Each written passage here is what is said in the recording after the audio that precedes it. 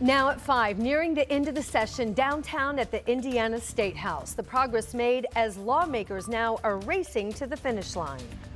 And sentencing a former chiropractor who is pleading guilty to sexual battery of his patients. The twist in court today as the victims shared their stories. A few strong storms on radar this evening and more storms in the Friday forecast. I'll have the latest timeline. Live from Indy, you're watching 13 News.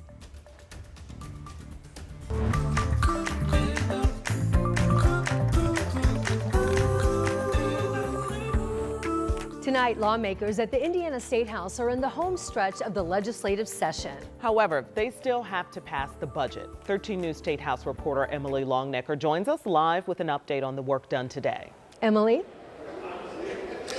Hey, Ann and Felicia, you know, lawmakers in the House, they are set to reconvene here at any moment. We've seen some lawmakers making their way into the chamber. The Senate is still in recess, but lawmakers in both chambers have been dealing with dozens of other bills all day today, throughout this morning, trying to move them ahead in the legislative process. Bills like raising the awareness on human trafficking and requiring people who are running for school board to declare a political party. Both of those bills are headed to the governor at this point. The one bill we are still waiting for discussion on, the budget. The details were announced yesterday by Republican leaders in both the House and Senate, along with Governor Braun. Lawmakers spent the past week reworking a budget proposal after learning the state would bring in $2 billion less in revenue than they originally expected when they drafted their original proposals earlier this session. Here are some of the big takeaways. K-12 education will get $861 million over the next 2 years. That's a 2% increase each year if you don't count the cost of extracurricular materials, which the state picked up in the last budget. This time around, that money will be rolled into what the state gives schools for tuition support. Universal school vouchers will also happen, just not until year 2 of the budget.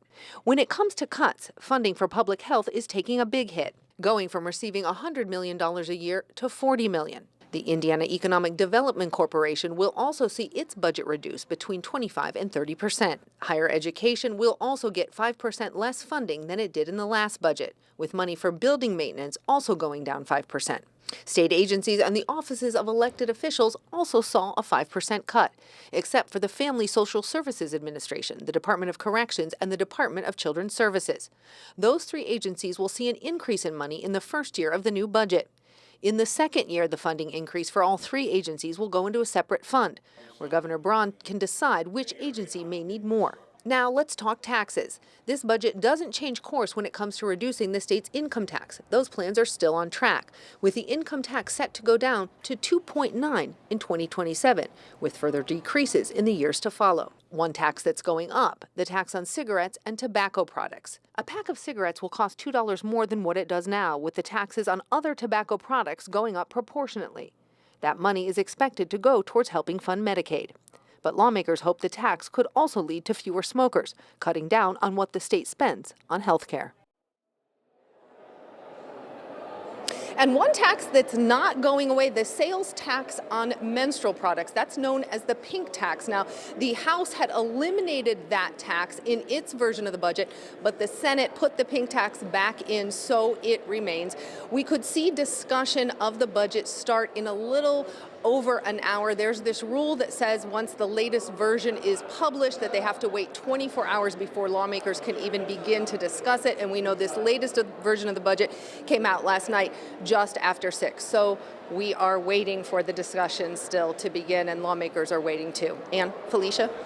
All right, Emily, thank you so much. And as Emily just mentioned there, one way that lawmakers here in Indiana now are looking to increase revenue is through issuing a tobacco tax, increasing the price of a pack of cigarettes by nearly 40%. Now, while this twofold approach aims to reduce smoking, health advocates tell our Alex Almanza the tax is a compromise they're hoping to work with. Under current state tobacco tax, for example, a $5 pack of cigarettes would end up costing around $5.99. But a new proposal would bring that tax up by $2, making it almost $8, and that's before sales tax. It's the first cigarette tax increase Indiana has seen since 2007. Anti-smoking advocates say it's long overdue, and they're hoping the price hike leads to fewer smokers. We know by increasing the cigarette tax by $2 per pack that we're helping over 32,000 Hoosiers quit smoking but we're also preventing people from picking up that habit. Health advocates point to teens and young adults as some of the most price-sensitive groups. By driving up the cost of cigarettes and other tobacco products, they believe fewer teens will start using tobacco in the first place. Meanwhile, public health programs are facing funding cuts, including Health First Indiana, which helped support anti-smoking campaigns in all 92 counties. While lawmakers look to cut public health funding, health advocates are calling the tax increase a compromise years in the making. It's been a long time coming. A lot of work has been put into this, so we're really excited to see this happen. In Indianapolis, Alex Almanza, 13 News. And you can get caught up on all the news making headlines at the State House this week on Crossroads Politics. You can watch this show anytime on demand on WTHR+. We'll also have a new episode airing 9 o'clock Sunday morning. Ladies? Thanks, Felicia. Boy, the weather today, it was so much warmer. We did make it to the 80s, and now we've got some pop-up storms. Angela's got a look at what we see on radar right now. Yes, and that's where we will start. But even looking south from this camera, you can see it. Yes, some of those storm clouds. We've had several storms pop up, especially south of Indianapolis. We did have one roll through Marion County, so if you're waiting on a loved one to come home from work, that little rain caused lots of traffic problems. So there are slowdowns out there. Marion County is quiet now, but I am keeping a close eye on a couple of strong storms. One moving through the western sections of Lawrence County. For now, Bedford, it is staying just to your west. Additional strong storms, Ellettsville, Bloomington, Clear Creek. We've got another one right over Nashville. Here's a close-up view of these storms, and they are lifting north. So Morgantown, Trafalgar, Martinsville, Gosport, Spencer, these hold together, they're moving your way. Temperatures this evening will stay very warm and in the 70s after highs today in the 80s. Warm, muggy with more storm chances tomorrow. Highs on Friday in the mid 70s. I'll have the hour-by-hour timeline, help you make those Friday plans in a few minutes. All right, thank you so much, Angela. And a twist in a Hendricks County courtroom tonight. That's where a judge was set to sentence a former Avon chiropractor. This is a chiropractor who agreed to plead guilty to sexual battery. However, there's no sentence as expected tonight. Our Rich Nye joins us live from Danville, where he just stepped out of the courtroom. Rich, can you tell us what happened there? So Felicia and Anne Marie, Rock Bird has already signed a plea agreement that says he is guilty of 4 counts of sexual battery. And that plea agreement calls for no executed jail sentence. Now his lawyers are wanting to argue what that legally means. So Rock Bird was scheduled to be sentenced here today at the Hendricks County Courthouse. Bird is the man in the gray suit wearing glasses and short silver or gray hair in this video. 6 women all testified, went ahead with their victim impact statements today, all patients of Bird at Cornerstone Chiropractic in Avon. They told the judge how Bird sexually assaulted them with his hands or by maneuvering their hands, their arms, and their bodies to brush against his genitals through his scrubs.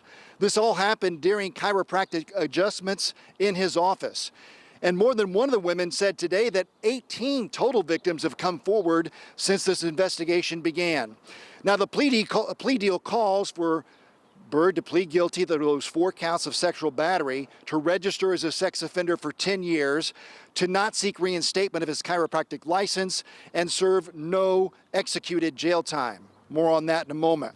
Some of the comments from the women today. One woman said, "I paid for this man to victimize and assault me."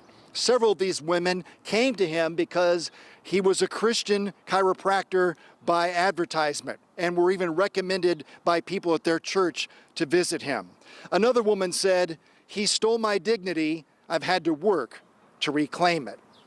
Now again, no sentence today because the lawyers want to argue, at least his lawyers want to argue, what is an executed jail sentence.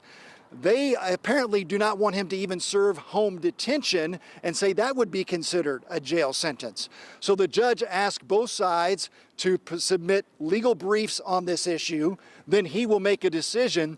Sentencing is now rescheduled for May 29th. The judge says, "I'll either accept the plea agreement as is, I'll say what this plea agreement means in terms of executed jail time, or we'll go to trial."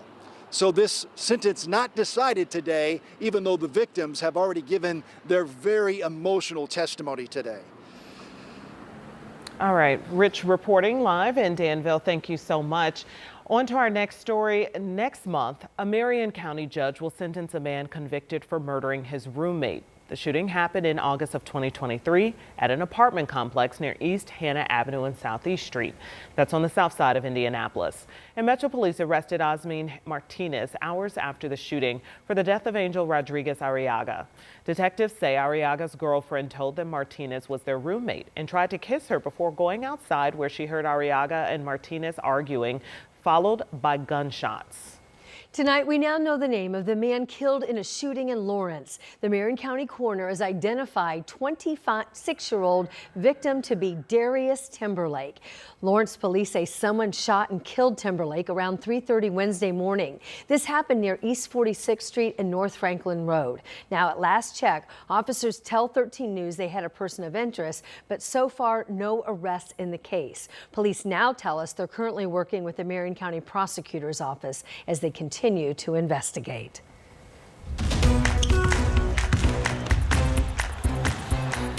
Well, tomorrow night is Game 3 of the playoffs between the Pacers and the Bucks. Yes, so the Pacers are headed on the road to Milwaukee. They took advantage of home court advantage. They head there with a 2-0 lead. In each of the first two games, the Pacers had 6 players scoring in the double digits. But the Pacers know they're facing a hostile environment in Milwaukee.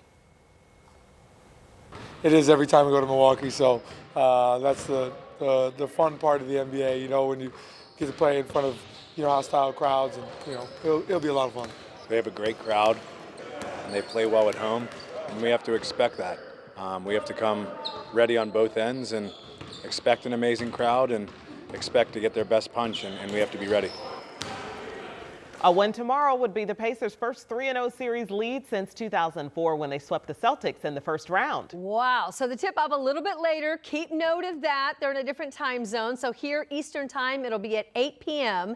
Our Eli Gain is traveling with the Pacers. He's going to have highlights and reaction from the team after the final buzzer. But before that, Dom's got a full preview of Game 3 on WTHR+, which you can catch it 7:45 tonight and on demand.